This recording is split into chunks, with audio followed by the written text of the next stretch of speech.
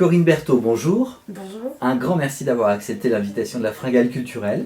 C'est moi qui vous remercie. Alors c'est un grand plaisir de vous rencontrer pour un livre qui s'appelle Cette comédie qu'on appelle Le Travail, en sous-titre Retrouver sa dignité au boulot, disponible chez Calment-Lévy depuis le 7 janvier en librairie. Dans quel état d'esprit vous vous trouvez à la sortie de ce livre, un peu plus loin maintenant parce qu'il est déjà en librairie? Des appréhensions, une excitation? Alors, l'excitation, évidemment, toujours.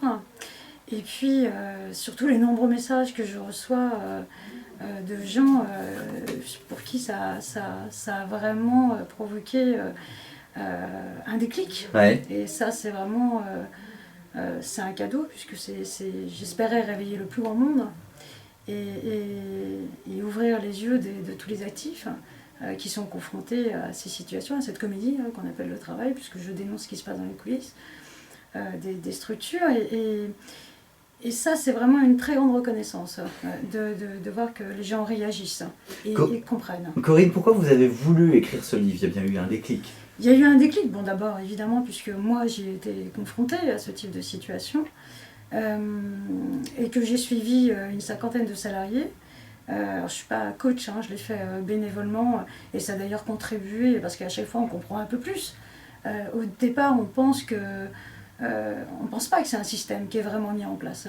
On ne peut pas l'imaginer. C'est-à-dire qu'on pense que on en revient et c'est pour ça qu'il y a une culpabilité qui est instaurée. L'imaginer, c'est se demander si on n'est pas parano. C'est pour ça qu'on a du mal à s'imaginer. Oui, évidemment. En tous les cas, ce qui est sûr, c'est qu'on a ce sentiment qu'on aurait une part de responsabilité dans ce qui arrive.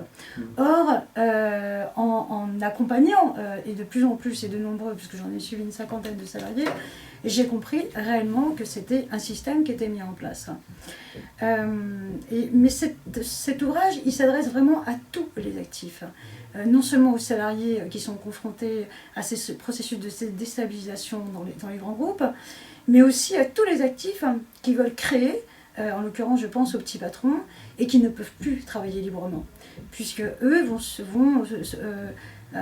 subir un acharnement différent, qui est celui de la fiscalité. Donc voilà, c'est-à-dire qu'à un moment donné on se dit mais comment je vais faire pour travailler, pour créer, pour replacer mon identité, ma personnalité dans mon travail, dans un contexte pareil. On se dit, mais on ne nous donne plus la possibilité de travailler, c'est plus possible. Alors, ça s'appuie sur des témoignages, ça s'appuie sur des expériences, la vôtre et celle des autres, les processus que vous avez vraiment bien analysés.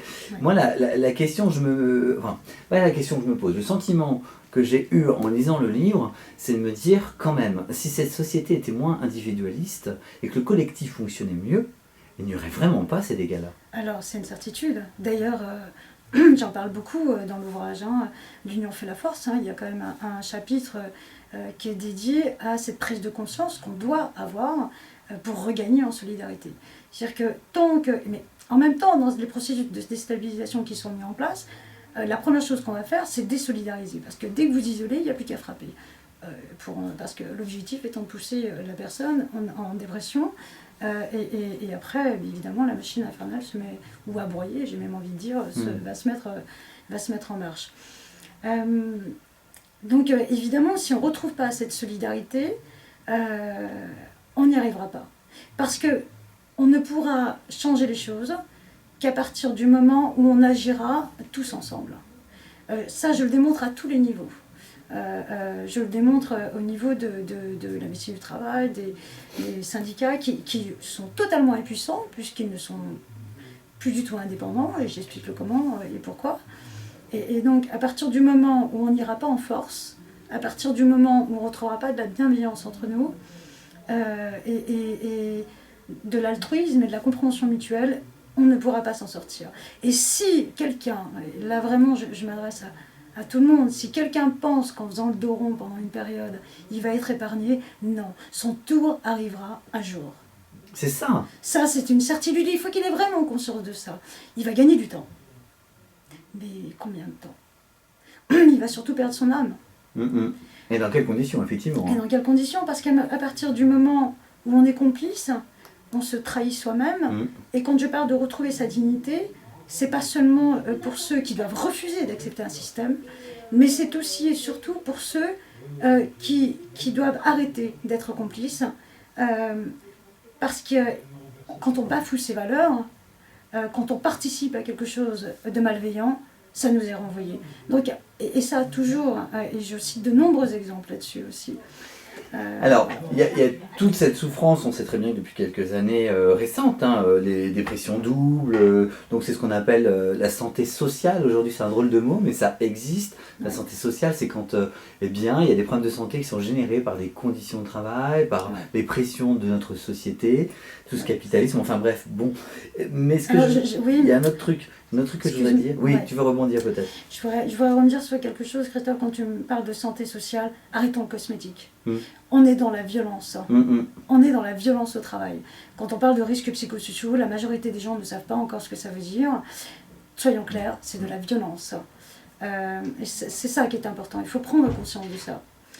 Mais alors justement, est-ce que cette violence, elle ne serait pas aussi causée, parce que c'est une réflexion que je me suis faite par rapport au CDI. Est-ce que tout le monde veut son sésame, tout le monde veut son CDI, on en donne de moins en moins, donc cette peur du chômage, la crise, la peur de manquer, amplifie ça, on veut tous notre CDI, et une fois qu'on l'a, et ben en fin de compte c'est un beau piège. Alors c'est quoi la vie? C'est au royaume du CDI, un prêt sur 30 ans et on attend le jour de l'an pour faire la fête.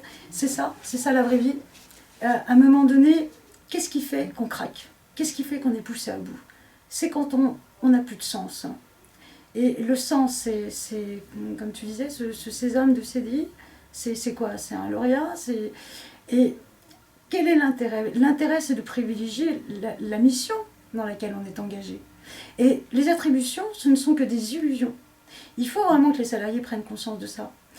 Et c'est d'ailleurs, c'est comme ça qu'on appâtait avant les salariés. C'est avec toutes ces attributions. Qu'importe.